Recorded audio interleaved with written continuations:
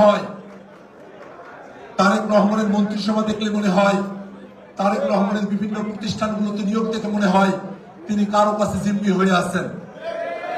এই জিম্মি দশা বাংলাদেশে আমরা চাই না। 24 অভ্যুত্থানের আগে পর্যন্ত শেখ হাসিনা বাংলাদেশকে ভারতের কাছে জিম্মি করে রেখেছিলেন। 24 অভ্যুত্থানে বাংলাদেশের ছাত্র জনতা দিল্লি না ঢাকা, ঢাকা ঢাকা স্লোগানের মধ্য দিয়ে 24 অভ্যুত্থানে অংশগ্রহণ করে জীবন দিয়ে বাংলাদেশকে যেমন হাসিনার কবল থেকে মুক্ত করেছিল, তেমনি ভাবে দিল্লির আধিপত্য থেকে মুক্তি করার দিকে বাংলাদেশকে অগ্রসর করেছিল।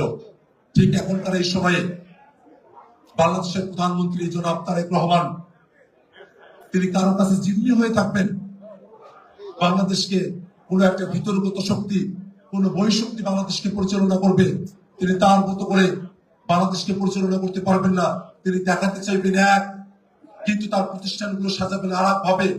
তিনি নিজে চলবেন সিম্পল লাইফ লিড করে, আর বাংলাদেশের প্রতিষ্ঠানগুলো এমন ব্যক্তিদের কাছে করায়ত্ত হয়ে যাবে যারা বাংলাদেশকে লুটপাট করবে, বাংলাদেশকে খাদের কিনারায় নিয়ে গিয়ে দাঁড় করাবে।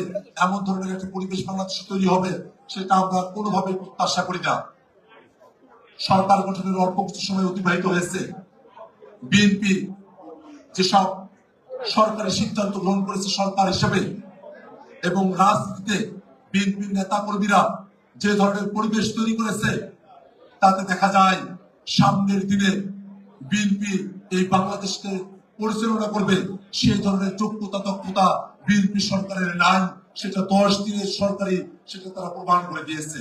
অতএব এই সামনের দিনের বাংলাদেশ জাতীয় নাগরিক পার্টির দিকে তাকিয়ে আছে, জাতীয় ছাত্র শক্তির দিকে তাকিয়ে আছে।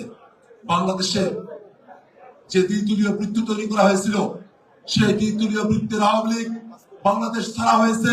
বিএনপি যা আচরণ করছে, এই আচরণের উপরে যদি তারা অটল থাকে, বাংলাদেশের জনগণ এই দ্বিদলীয় বৃত্তকে ভেঙে চুরমার করে দেবে ইনশাআল্লাহ। সেজন্য বাংলাদেশের নতুন রাজনীতিতে জাতীয় ছাত্র শক্তিকে নতুন ভাবে ভূমিকা পালন করতে হবে। জাতীয় নাগরিক পার্টিকে সারা দেশে সংগঠিত হতে হবে। আমরা সমৃদ্ধ শক্তি হিসেবে বাংলাদেশের মানুষের আস্থা এবং বিশ্বাস নিয়ে সামনের দিনে বাংলাদেশকে আমরা পরিচালনা করব, এই আশাবাদ ব্যক্ত করে আপনাদের সকলকে সাধুবাদ জানিয়ে আমি আমার বক্তব্য এখানে শেষ করছি। ইনকিলাব জিন্দাবাদ, জাতীয় ছাত্র শক্তি জিন্দাবাদ, জাতীয় নাগরিক পার্টি এনসিপি জিন্দাবাদ। আসসালামু আলাইকুম।